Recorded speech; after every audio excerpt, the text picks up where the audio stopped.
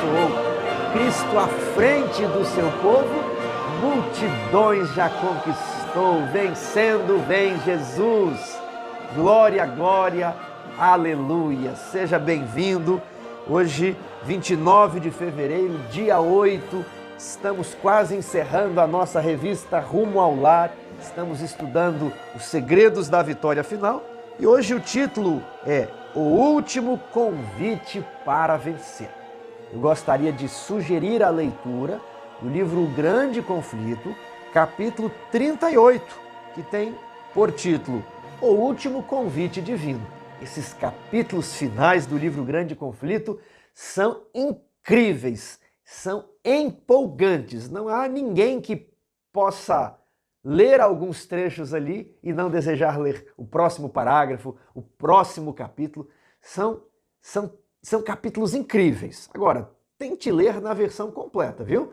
A versão condensada e a versão condensada da versão condensada, aquela versão resumidinha, você perde muita coisa, viu? Então, capítulo 38, Último Convite Divino. Nós também deixamos gravado aqui um vídeo intitulado Estilo de Vida Adventista, no qual nós lemos este artigo aqui. Está no fim da revista. Eu sugiro que você leia este artigo, estude isso com a sua igreja. De preferência, se você vai fazer o sábado, às 10 horas de oração no próximo sábado. Ou você pode marcar uma vigília, um estudo com a comissão da igreja, mas não deixe de estudar Estilo de Vida Adventista. Você, quem sabe, pode até utilizar o vídeo que deixamos aqui no canal para ser transmitido para a igreja ou para gerar algum ponto de discussão sadia, claro, discussão e estudo, diálogo, conversa. E nos 10 dias de oração não poderia deixar de revelar aqui essa obra preciosa, Movendo o Braço do Altíssimo. Não é tempo agora de reavivar a sua vida de oração? Quanto vale sua vida de oração? Às vezes nós vamos fazer um lanche e gastamos mais de R$100 em uma comida que vai embora, dura apenas por 6 horas, mas esse livro aqui é para toda a sua família. Ao longo dos anos vocês vão estudar. Veja que material bonito. Ele é um material ilustrado, ele fala sobre a vida devocional, ele fala também como os grandes homens na Bíblia oraram, e ele vai ensinar em detalhes para você como devemos orar a Deus. Ele é um manual de oração e também de vida devocional, de liturgia, fala sobre os enganos dos últimos dias sobre oração. Aqui na editora luzdomundo.com.br, o primeiro link na descrição. Pense mais uma vez, será que não é o momento de investir na sua vida devocional, na sua vida de oração? Quanto vale o seu destino eterno? Pense nisso. Nesses 10 dias de oração, é hora da gente pegar um empurrão e continuar até o fim do ano. Pois bem, vamos meditar um pouquinho em Apocalipse, capítulo 14. Aqui nós temos os 144 mil. Quem são estes? É um grupo que está sendo selado. O processo do selamento aparece no capítulo 7. E o número dos que serão selados, diz a Bíblia, é 144 mil. Aqui esse grupo, ele aparece vitorioso com o Cordeiro, sendo representado lá no céu. Tiago, por que esse grupo é representado lá no céu? Porque esse grupo representam aqueles que serão vitoriosos no conflito final. O capítulo 13 diz que toda a terra adorou a besta. Então, se toda a terra adorou a besta, os 144 mil não podem ser representados na terra, não é? Porque senão teriam adorado a besta. Eles são representados lá no céu, estando com o Pai e com o Cordeiro. Eles entoavam um novo cântico. Eles seguem o Cordeiro por onde quer que o Cordeiro vá. Eles são os vitoriosos. Você já percebeu que as promessas às igrejas ali no Apocalipse é apenas ao vencedor? Ao vencedor dar-lhe-ei a coroa da vida, ao vencedor dar-lhe-ei uma pedrinha, ao vencedor andará comigo de branco. Sempre é o vencedor, nunca ao que não vence. Por isso, a importância desses temas de vitória, desse hino de vitória que nós cantamos, dessa teologia de vitória, ok? É para ser como Josué e Caleb, não é para ter o discurso dos 10 espias.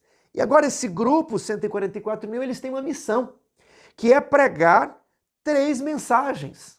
A primeira mensagem diz: temei a Deus e dai-lhe glória, pois é chegada a hora do seu juízo. E adorai aquele que fez o céu, a terra e o mar e as fontes das águas. Repare que a primeira mensagem é pregada aos que se assentam sobre a terra, a cada nação, tribo, língua e povo. Esses são os mesmos que constituem as muitas águas. Apocalipse 17:15. Falou-me ainda: as águas que viste onde a meretriz está assentada são povos, multidões, nações e línguas. Então, os povos, multidões, nações e línguas são todos aqueles que no capítulo 13 adoraram a besta, receberam a marca da besta. Agora os 144.000, eles têm o dever de pregar para essas pessoas que estão no processo decisório para que não recebam a marca da besta, né? Para que deixem de ser aqueles que vão receber a marca da besta e passem para o lado dos 144.000, que são aqueles que recebem o selo de Deus. Então temos aqui povos, nações, multidões e línguas que adoram a besta e recebem a marca da besta. Por outro lado, temos aqui os 144.000 que adoram aquele que fez o céu, a terra e o mar e as fontes das águas e recebem o selo de Deus. O que é o selo de Deus? Quem foi que criou o céu, o mar e as fontes das águas? Foi Deus. E ele criou o mundo em 6 dias e descansou em qual dia? No 7º dia. Por isso Deus santificou e abençoou o dia 7º, o sábado, porque nele descansou. E aí nos 10 mandamentos é dito assim em Êxodo capítulo 20, verso 8. É o 4º mandamento. Lembra-te do dia de sábado para o santificar. 6 dias trabalharás, mas o 7º dia é do Senhor. Por quê, Tiago? O 7º é dia do Senhor. Porque em 6 dias criou Deus o céu, a terra e o mar e as fontes das águas. Então veja, o chamado para adorar, ele está no mesmo contexto do sábado. Ele traz aqui em Apocalipse 14:7 as mesmas palavras que aparecem lá no 4º mandamento, em Êxodo 20. E esse é um dos sinais mais fortes de que o sábado é o selo de Deus. É o selo de Deus que os 144.000 recebem. Lá em Êxodo, capítulo 20, o autor da lei aparece apenas no 4º mandamento, não aparece nos demais. Então, o que é que a besta fez? Ela modificou justamente o mandamento, onde está o selo do Criador, onde está o seu nome e os limites do seu domínio. Né? Criador é o seu nome, ele exerce o seu domínio em toda a terra e o dia de lembrança, de memória é o sábado. A besta modificou o dia de sábado para o dia de domingo, para que a adoração seja no dia de domingo. Quem fez essa mudança? O homem e não Deus. Por isso, a marca da besta deve ser uma oposição ao selo de Deus. Se o selo de Deus é o sábado, e se o homem mudou o sábado para o domingo, e se em Apocalipse 13 diz que a marca da besta tem o número do homem, o homem foi criado em que dia? Na sexta-feira, no dia 6. Por isso a marca da besta é 666. Ao passo que o selo de Deus tem o 7. O homem muda o 7 para o domingo. Então o domingo é a marca da besta. Claro que eu poderia falar 1 hora, mostrando vários outros versos. Mas respondendo à pergunta de muitos, como identificar a marca da besta na Bíblia, compreender que ela é o domingo, de maneira bem simples e resumida, eu expliquei aqui. Então, o domingo, como marca da besta, essa marca da besta não está sendo aplicada. Ela será aplicada apenas no futuro, quando a adoração ao domingo e a violação do sábado forem algo exigido pela lei. Pela lei? Sim, pela lei. Um fato extremamente duvidado, algo que as pessoas falam, isso nunca vai acontecer. Nos Estados Unidos, a religião se unir ao governo no país da liberdade, o garantidor da liberdade no mundo? Esqueça, isso nunca acontecerá. Será? Por isso, a nossa pregação hoje é: temei a Deus e dai-lhe glória, e adorai a Deus em que dia? No 7º dia. Essa mensagem de que o juízo de Deus estava vindo começou a ser pregada primeiramente em 1831, 33, e ela foi sendo pregada com maior intensidade nas maiores cidades em 1840, 1841, 1842, não é mesmo? E essa mensagem teve um apoio de todos os protestantes. Guilherme Miller, era o principal dos pregadores. Então a primeira mensagem já foi pregada. Ela se cumpriu durante a década de 1840, começando lá nos Estados Unidos, mas ela foi distribuída para o mundo inteiro, né? Quem governava o mundo na época era a Inglaterra. E os postos missionários recebiam os correios, né? Os navios mercantes levavam os correios a todo o Império Inglês, o império onde o sol nunca se põe. Era um império muito grande na China, na Índia, na África, né? Na América do Sul, no mundo inteiro era o Império Inglês. Então, todos os postos missionários do mundo receberam a primeira mensagem angélica. Eles receberam aquelas revistas do movimento millerita lá nos Estados Unidos. Por isso é dito que esse primeiro anjo, ele pregava em grande voz. Só que em 1842, 1843, né, e principalmente de 43 para 44, houve uma repulsa a essa mensagem. As igrejas protestantes que apoiavam a pregação da breve volta de Jesus, das profecias de Daniel e Apocalipse, essas igrejas protestantes agora, elas rejeitam, fecham as portas para os pregadores milleritas e não querem mais saber da volta de Jesus, das profecias de Daniel. Então um homem chamado Carlos Fitch, ele reconheceu o cumprimento ao vivo, né? Isso era impressionante, da segunda mensagem angélica. E ele fez um sermão, aliás, acho que o sermão dele era intitulado Sai dela, povo meu, caiu, a grande Babilônia, Carlos Fitch. O sermão acho que foi pregado em 1842, 1843, né? Depois eu posso colocar a data correta aqui no vídeo, no rodapé do vídeo. Então, todos eles se prepararam para a volta de Jesus. Eles nem sabiam que estavam pregando essas mensagens. Agora note o seguinte, a segunda mensagem angélica, ela não foi com grande voz. Ela é pequena, né? Seguiu-se a esse outro anjo, o segundo, dizendo, caiu a grande Babilônia. Até parece que foi algo bem restrito e reduzido. Sim, essa mensagem não foi levada ao mundo inteiro. Ela foi apenas ali nos Estados Unidos. Ela não teve grande impulso. E quem é essa Babilônia? Muitos pensam que seria a Igreja Romana. Só que a Igreja Romana já está caída desde a Idade Média. Já está claro que ela vinha caída, tanto é que surgiu a Reforma Protestante. Agora, a Reforma era uma igreja viva, que aparentava vigor, mas o Apocalipse diz da igreja de Sardes, tens nome de quem vive, mas está morto. Essa igreja, as igrejas protestantes, que até então estavam firmadas na verdade bíblica, quando uma luz nova apareceu para elas, elas rejeitaram a mensagem da purificação do santuário, as profecias de Daniel e Apocalipse, o breve retorno de Cristo, né? Elas rejeitaram o cômputo profético e passaram a perseguir aqueles que estavam pregando. Houve até um quebra-quebra nos salões milleritas.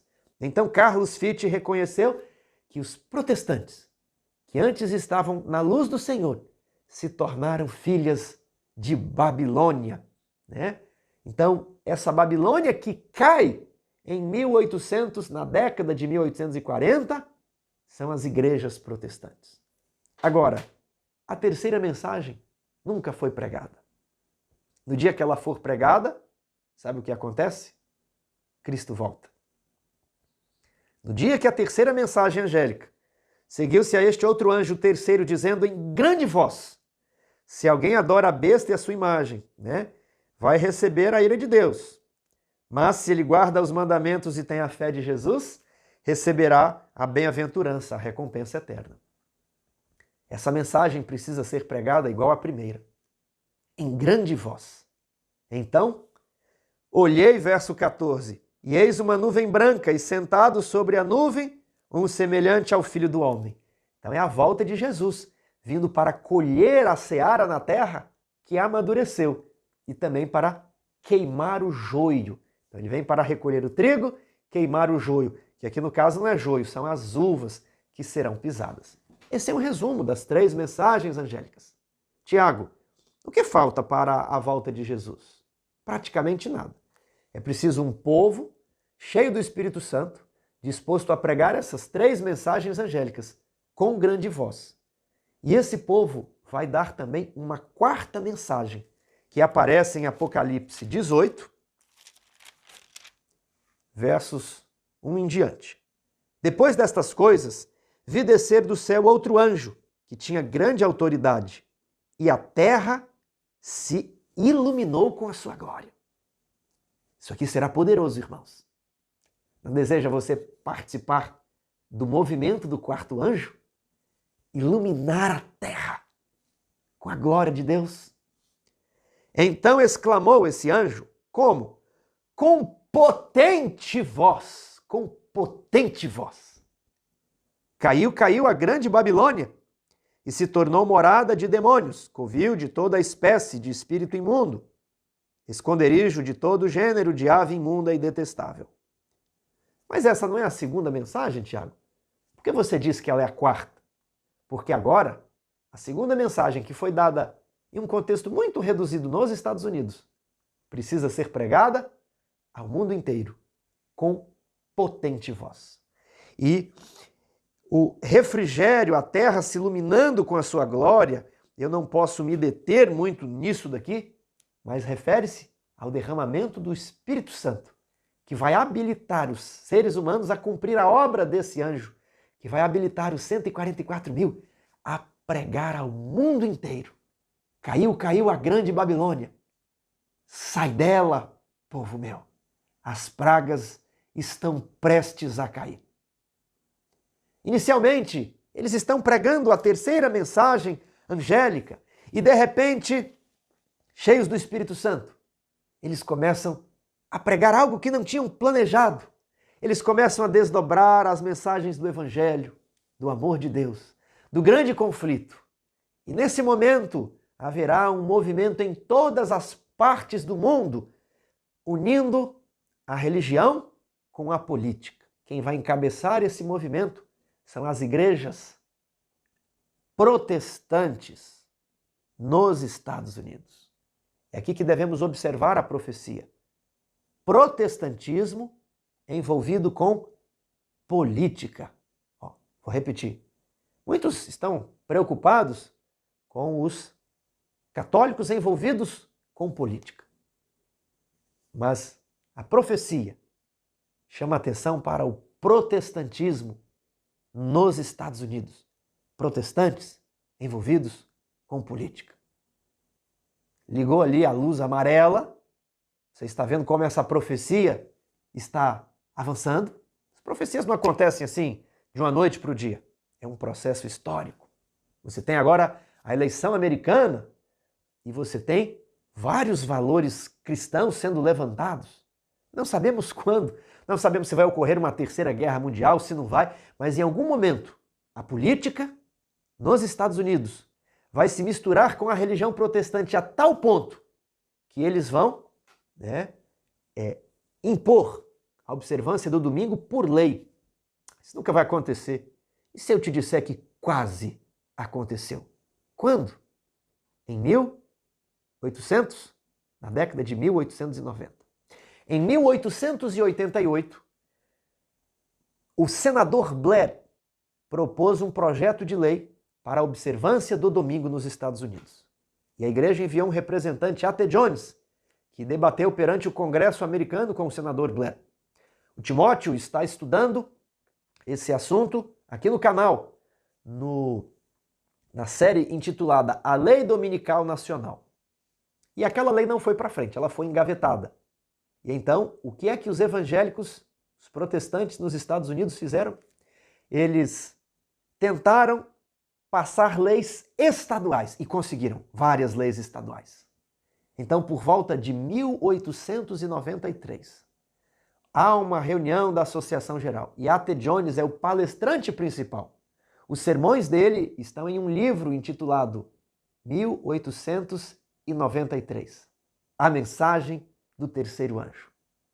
O Espírito Santo estava pronto para ser derramado. A chuva serôdia estava pronta para cair. Desde 1888. Há declarações de Ellen White muito fortes, as quais eu descobri apenas ano passado. Sou adventista há tanto tempo e descobri essas declarações no ano passado. O alto clamor estava sendo dado. Mais de 300 adventistas foram presos por causa da legislação dominical estadual. E então, todos eles reconheciam que era o tempo da chuva serôdia e do alto clamor. Isso era óbvio para todos os adventistas daquela época. Mas nós não fomos em frente. Nós não purificamos a alma do vício, da impureza. E todo esse movimento dominical nos Estados Unidos, ele se desfaz. 300 adventistas na época, quando a igreja tinha só 30 mil membros, seria quase ter 100 mil presos hoje, quando a igreja tem mais de 20 milhões de adventistas. Então, não é algo que vai acontecer, é algo que já aconteceu. É algo que já houve um consenso das igrejas protestantes nos Estados Unidos para impor o domingo, mas que de algum momento os eventos se revertem. Isso tudo é muito interessante. Para voltar, é daqui para ali. Mas nós precisamos pregar. Isso não vai acontecer até que todas as almas do mundo inteiro tenham ouvido essa história, tenham tido a oportunidade de conhecer a lei de Deus, ou de aceitá-la, ou de rejeitá-la. Veja que impressionante declaração aparece aqui em O Grande Conflito, no capítulo que eu sugeri.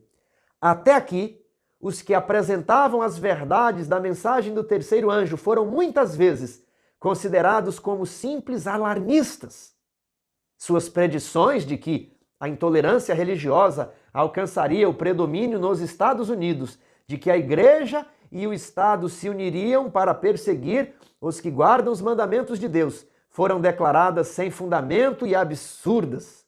Afirmou-se confiantemente que esse país jamais se poderia tornar outro que não o que tem sido, defensor da liberdade religiosa. Mas ao ser a questão da obrigatoriedade da observância do domingo amplamente agitada, vê-se aproximar o fato há tanto tempo duvidado e descrito. E a terceira mensagem produzirá um efeito que antes não seria possível produzir.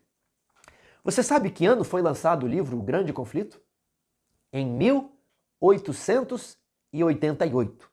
Inclusive é uma versão um pouquinho mais comprida que essa daqui. Essa é a versão completa que temos hoje. Ela foi, ela foi reeditada, relançada em 1911. Mas a primeira versão do Grande Conflito é de 1888.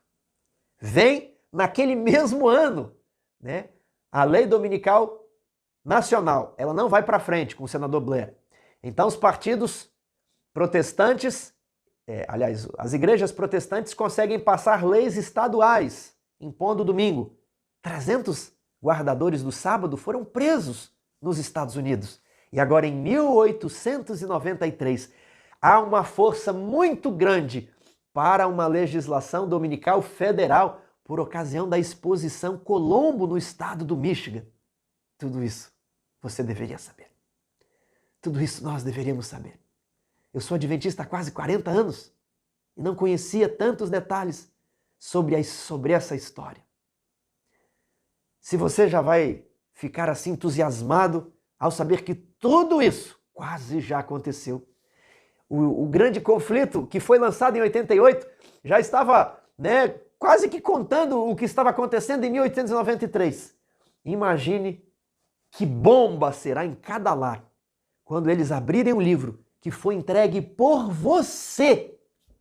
E aquele livro está dizendo tudo o que está sendo noticiado nas mídias, no Jornal Nacional, nos jornais impressos, sobre a legislação dominical nos Estados Unidos e que está sendo copiada para vários países ao mesmo tempo. A mensagem produzirá um efeito que antes não seria possível produzir. Nós sairemos para pregar. Ninguém vai se importar, talvez, muito mais com o emprego. O mundo estará no seu fim e você vai participar da pregação da mensagem do terceiro anjo. Veja esse texto. O sábado será a pedra de toque da lealdade, pois é o ponto da verdade especialmente controvertido. E o mais fácil. As provas de Deus são fáceis. A prova de Deus no Éden era o quê? Olha, pode comer de tudo, menos dessa árvore aqui. Ao longo da Bíblia, as provas de Deus foram fáceis. Olha, Jesus é o Messias. Ele faz aqueles vários milagres, as multidões vão após Jesus. Agora, é assim, 6 dias, faz o que você precisar. Um dia é do Senhor. Você entendeu? Se Deus tivesse pedido algo muito difícil para Adão, olha, você vai ter que se pendurar num cipó, e você e Eva vão ter que pular por cima desse precipício, nadar com crocodilos, correr em meio aos leões. Se vocês chegarem aqui, vocês terão a vida eterna. Não foi nada disso, era só para não comer uma árvore, sendo que você tinha várias outras opções. Lá em Babilônia, era assim, vai tocar uma música, todo mundo vai adorar um ídolo, mas não ajoelha, viu? É bem facinho. Por que o sábado, Tiago? Porque é bem facinho. Nesse dia é só não trabalhar, nem tem que fazer nada, é só não fazer nada no 7º dia, em homenagem ao Criador. É isso, é fácil. O sábado fará a divisão no mundo entre os que querem servir a Deus no dia que Deus descansou, ou os que querem servir ao homem no dia que o homem escolheu e agora no dia que o homem impõe. Deus não impõe, o homem impõe. É o homem que é ditador, é o caráter do dragão. E ao aproximar-se a tempestade, uma classe numerosa que tem professado fé na mensagem do terceiro anjo, mas não tem sido santificada pela obediência à verdade, abandona a sua posição, passando para as fileiras do adversário, unindo-se ao mundo e participando do seu espírito. Chegaram a ver as coisas quase sob a mesma luz e, em vindo à prova, estão prontos a escolher o lado fácil popular, homens de talento e maneiras agradáveis que se haviam já regozijado na verdade, empregam sua capacidade em enganar e transviar as almas, tornam-se os piores inimigos de seus antigos irmãos. Quando os observadores do sábado forem levados perante os tribunais para responder por sua fé, estes apóstatas serão os mais ativos agentes de Satanás para representá-los falsamente e os acusar, e por meio de falsos boatos e insinuações, incitar os governantes contra eles. Os antigos irmãos, os ex-guardadores do sábado, serão os piores inimigos do povo de Deus. E nesse momento, nós iremos pregar. Se alguém estava com medo, vai perder o medo. Receberá a chuva serôdia, que já deveria ter sido derramada em 1890. A obra está em atraso. Falamos isso na introdução aos 10 dias, vídeo de introdução. Está aqui no canal. Mas agora temos a oportunidade, eu e você, de sermos parte. O mundo todo é um vasto campo missionário, diz o texto. Ninguém sofrerá a ira de Deus antes que a verdade tenha sido apresentada. E por isso, eu e você, o foco da nossa vida é apresentar a mensagem. Você trabalha, mas pensando em pregar. Você mora em um lugar, mas pensando em ser um missionário. Você faz faculdade, mas pensando em como utilizar aquilo para a glória de Deus. Talvez os nossos jovens estejam pensando em tudo, Não estão sendo alertados de que ao ir para um colégio interno, o objetivo não é simplesmente ganhar dinheiro, fazer sucesso. Como vou me habilitar para pregar a verdade onde quer que eu estiver? preciso pelo menos dominar a Bíblia. Então esse é o foco da nossa vida, pregar as 3 mensagens. Quando nós pregarmos, o poder descerá sobre nós e nós daremos a mensagem do 4º anjo, que iluminará toda a terra com a sua glória. O tempo é curto, em toda parte há necessidade de obreiros para Cristo. Deveria haver 100 trabalhadores diligentes e fiéis nos campos missionários nacionais e estrangeiros, onde agora há apenas um. A mensagem será levada avante, nem tanto por argumentos, quanto pela convicção profunda do Espírito de Deus. Meu querido irmão, esta obra será semelhante à do dia do Pentecoste. Assim como a chuva temporã foi dada no derramamento do Espírito, no início do Evangelho, para efetuar a germinação, a chuva serôdia será dada em seu final, para o amadurecimento da seara. A grande obra do Evangelho não deverá encerrar-se com menor manifestação do poder de Deus do que a que assinalou o seu início. Grandes sinais e maravilhas serão realizados pelo povo de Deus. Os jovens terão visões, os velhos terão sonhos, as criancinhas vão pregar, milagres, prodígios serão feitos pelo povo de Deus, assim como os apóstolos fizeram no início da proclamação do Evangelho. Satanás também fará fogo descer do céu.